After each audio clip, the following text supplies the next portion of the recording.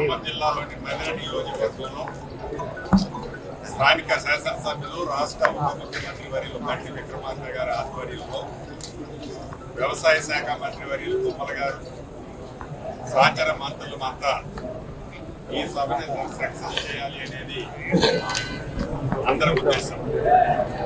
దీంట్లో భాగంగా గడిచిన 10 రోజుల నుండి అధికారులందరూ ఈ సభను సక్సెస్ చేసే దాంట్లో భాగంగా స్థానిక ఏర్పాట్లు, సభా వేదిక దగ్గర ఏర్పాట్లు, అదే రకంగా పబ్లిక్ ఏదైతే పెద్ద ఎత్తున లక్షలాది మంది ఈ సభను సక్సెస్ చేయడానికి రైతులలో రావాలని ఊవిల్లోడుతున్నారో వారందరికీ ఎక్కడా చిన్న ఇబ్బంది కూడా కలగకుండా ఉండే విధంగా ఏర్పాట్లన్నీ కూడా చాలా అద్భుతంగా చేయడం జరుగుతుంది.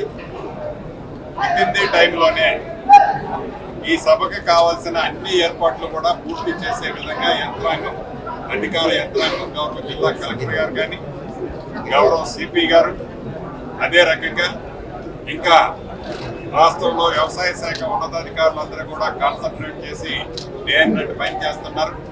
తప్పకుండా ఈ సక్సెస్ అవ్వబోతుంది. అదేవిధంగా అకాల వర్షాలు కూడా ఈ రాబోయే 2 రోజుల్లో ఉన్నాయి.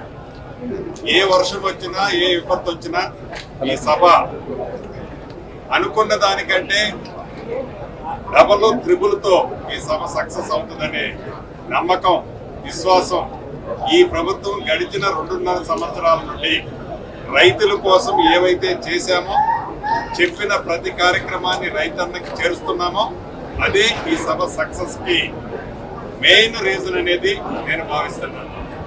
గడిచిన కొన్ని రోజుల నుంచి రాష్ట్రంలో ఆనాడు 10 సంవత్సరాలు పరిపాలించిన ప్రభుత్వం, లేకుంటే కేంద్రంలో 3 పర్యాయాల అధికారంలో ఉన్న కేంద్ర ప్రభుత్వం ఈ రాష్ట్ర ప్రభుత్వం మీద, ఈ రాష్ట్ర ప్రభుత్వంలో పనిచేస్తున్న ముఖ్యుల మీద ఏవైతే అవాక్కులు చవాకులు పేలుతున్నారో అది వారి ఓటమికి నిదర్శనంగా కనిపిస్తుంది. వారి పట్ల ప్రజలు ఆకర్షితులు కావడం లేదు అని చెప్పడానికి అంతకంటే పెద్ద నిదర్శనం ఏమీ అవసరం లేదు. ఈ జిల్లాకు వచ్చి కానీ వివిధ జిల్లాలకు పోయినప్పుడు ఆనాటి మంత్రులుగా ఎలగబెట్టిన వారు, 10 సంవత్సరాల్లో ఎలగబెట్టిన వారు కానీ, వారు అధికారంలో ఉన్నప్పుడు రైతుల కష్టాలు గ్రహించకుండా ఇదే ఖమ్మం పట్టణంలో రైతులకి నడి రోడ్డు మీద సంఖ్యలో తీసుకెళ్లిన సందర్భాన్ని వాళ్ళు విస్మరించి రైతుల పట్ల ఈనాడు ముసల కన్నీరు ఏదైతే కారుస్తున్నారో, రైతుల పట్ల వాళ్ళకి ఏదైతే ప్రేమ ఉందని కపట నాటకం ఆడుతూ చూపిస్తున్నారో, మాట్లాడుతున్నారో అది ప్రతిదీ రైతులు గమనిస్తున్నారు. అంతెందుకు, ఉదాహరణకి కని విని ఎరగిన రీతిలో మొన్న ధాన్యం పండింది. రాష్ట్ర వ్యాప్తంగా ధాన్యం పండితే ఊహించిన రీతిలో ఆ భగవంతుడి దీవెనలతో రైతుల కష్టాలతో ధాన్యం పండితే ప్రతి గింజని కొంటామని చెప్పి ఈ కేబినెట్, గౌరవ ముఖ్యమంత్రి రేవంత్ రెడ్డి గారి నాయకత్వంలో నిర్ణయం తీసుకున్న తర్వాత తడిచిన ధాన్యం కొంటామని చెప్పి కొన్న ప్రభుత్వం, కొనటమే కాకుండా కొన్న వారం రోజుల్లోనే వాళ్ళ ఖాతాలో డబ్బులు జమ చేసిన ప్రభుత్వం ఈ ప్రభుత్వం. ఈ ధాన్యం ఏదో రైతులకు వాళ్ళేదో ప్రేమ ఉన్నట్లు, మా ప్రభుత్వానికి రైతుల పట్ల అవగాహనే లేనట్లు వారు మాట్లాడిన తీరు చూసి ఆనాడు ఈనాడు రాష్ట్ర వ్యాప్తంగా ఏదైతే ధాన్యం సేకరించామో ఒక్క గింజ కూడా వదిలిపెట్టకుండా కొంటామని చెప్పాం. అన్న ప్రకారం కొని చూపించాం.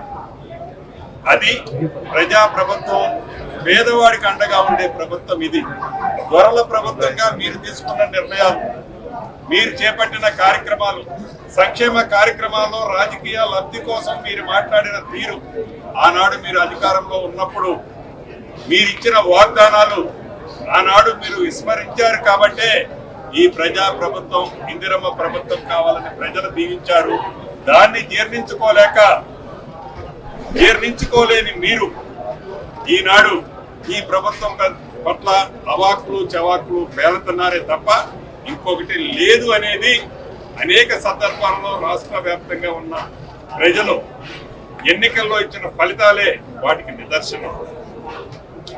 ఏది ఏమైనా సంక్షేమ కార్యక్రమాలు ఇచ్చే దాంట్లో కానీ రైతుల పక్షపాతంగా ఉన్న ప్రభుత్వం ఈ ప్రభుత్వం.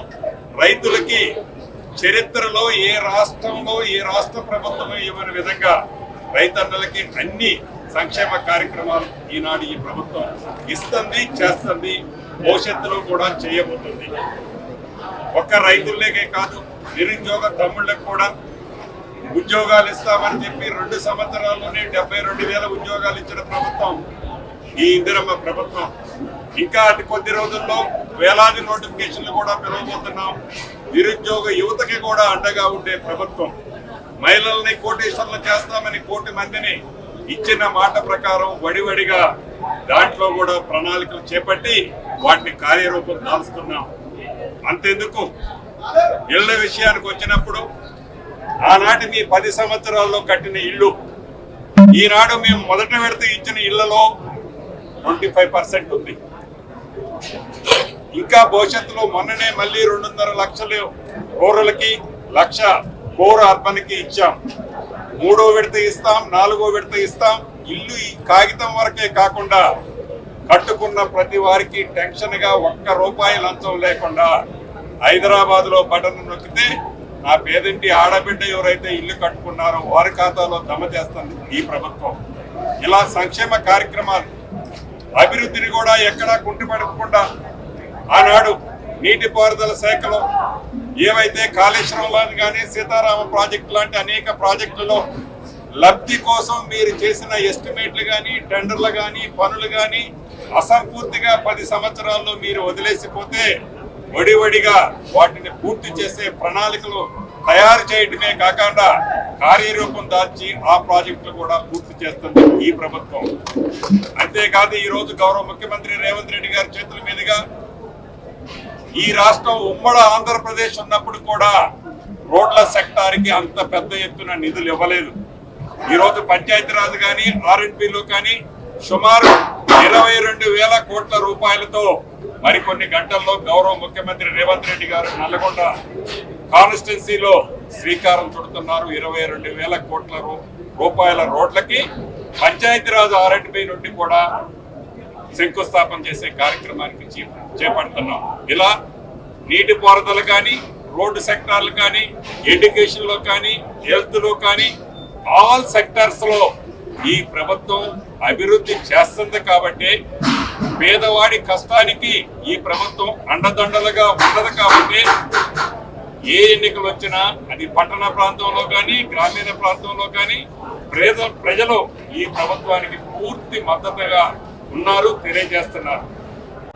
చివరిగా నేను చెప్పదలుచుకున్నది ఒకటే, కారు కూతల కోసే దొరల మాటలు రాష్ట్ర ప్రజలు నమ్మే పరిస్థితి లేదు. కాబట్టి వారి మనసులో ఉండే విషయాన్ని ఎలా విషం కక్కుతున్నారో రాష్ట్ర ప్రజలకి గమనించాలని ఈ నెల 30వ తారీఖు, రేపు లేదు ఎల్లుండి జరిగే ఈ రైతుల సభకి గ్రాండ్ సక్సెస్ కాబోతుంది. దీంట్లో ప్రతి ఒక్క రైతన్న పాలు పంచుకోవాలని మనస్ఫూర్తిగా కోరుకుంటూ జై తెలంగాణ.